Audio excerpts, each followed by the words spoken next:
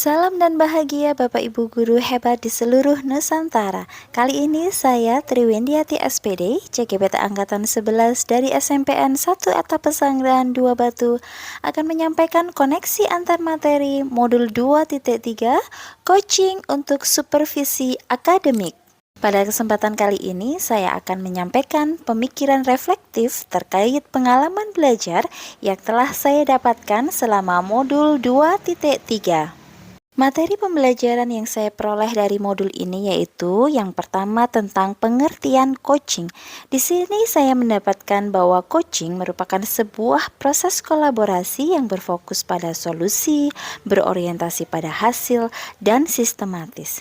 Coaching juga berfungsi sebagai sarana pemberdayaan potensi dan memaksimalkan potensi dari coachee. Selain belajar tentang pengertian dari coaching, saya juga belajar tentang paradigma berpikir coaching yang berfokus pada coachee, kemudian ada sikap terbuka dan ingin tahu, kemudian rasa saling memiliki kesadaran diri yang kuat, serta mampu melihat peluang baru dan masa depan.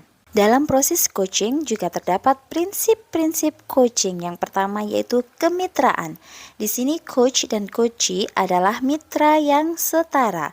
Kemudian juga ada proses kreatif di mana proses ini mengantar ke situasi ideal yang diinginkan.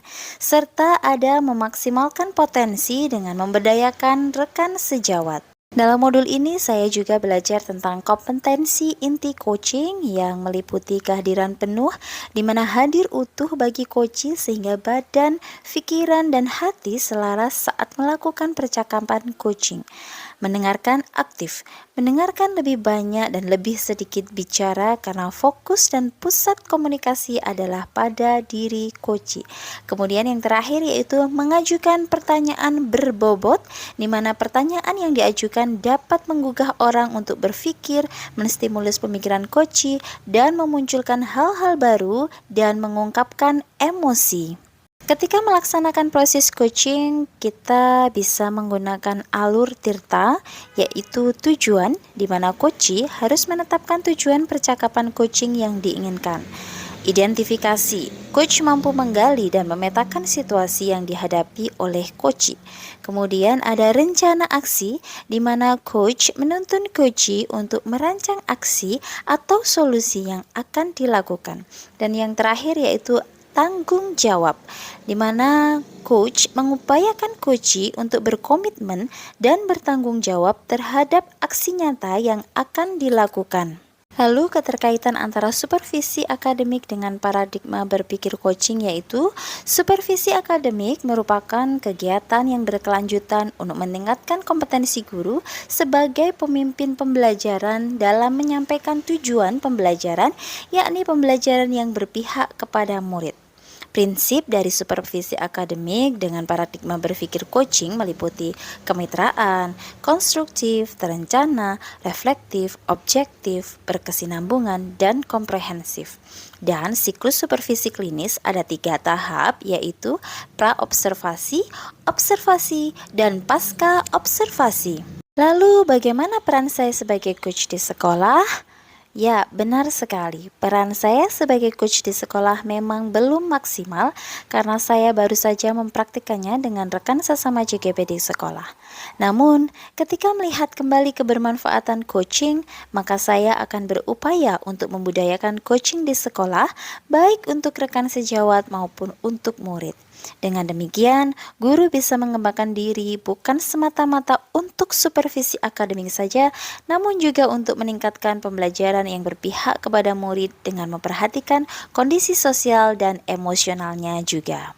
Keterkaitan materi antara pembelajaran berdiferensiasi dan coaching untuk supervisi akademik adalah ketika kita melihat pembelajaran berdiferensiasi dengan kebutuhan belajar murid yang terbagi menjadi 3 aspek yaitu kesiapan belajar, minat belajar, dan profil belajar, maka ketika guru menemukan permasalahan di kelas yang berkaitan dengan pemenuhan kebutuhan belajar murid, guru bisa melakukan praktik coaching dan pembelajaran berdiferensiasi bisa menjadi solusinya. Keterkaitan antara pembelajaran sosial dan emosional dengan coaching untuk supervisi akademik yaitu terdapat 5 KSE dalam PSE yang meliputi kesadaran diri, kesadaran sosial, manajemen diri, keterampilan berelasi, dan pengambilan keputusan yang bertanggung jawab. Serta ada praktek mindfulness yang bertujuan supaya menjadi lebih rileks dan sadar sepenuhnya dalam melakukan suatu kegiatan. Ketika pembelajaran sosial dan emosional bisa berjalan, maka KSE ini perlu diterapkan dalam coaching supervisi akademik supaya bisa berjalan dengan lancar dan mencapai hasil yang maksimal tentunya. Kemudian yang kedua yaitu coach dan coachee bisa melakukan praktik mindfulness sebelum melakukan coaching supaya lebih rileks dan bisa berjalan dengan baik. Untuk menjawab pertanyaan yang terakhir yaitu bagaimana keterkaitan keterampilan coaching dengan pengembangan kompetensi sebagai pemimpin pembelajaran. Ya, benar sekali bahwa keterampilan coaching memang sangat erat kaitannya dengan pengembangan kompetensi sebagai pemimpin pembelajaran. Ketika melaksanakan coaching untuk supervisi akademik, guru tidak hanya bisa menggali potensi yang ada dalam diri, namun juga bisa berefleksi dan mencari solusi atas permasalahan yang dihadapi dalam kegiatan pembelajaran. Dengan mengetahui akar permasalahan, maka guru bisa menjadi pemimpin pembelajaran yang baik bagi muridnya dengan cara menerapkan pembelajaran berdiferensiasi dan pembelajaran sosial emosional di kelasnya. Demikian apa yang bisa saya sampaikan dalam koneksi antar materi ini. Terima kasih atas atensi yang diberikan. Salam dan bahagia.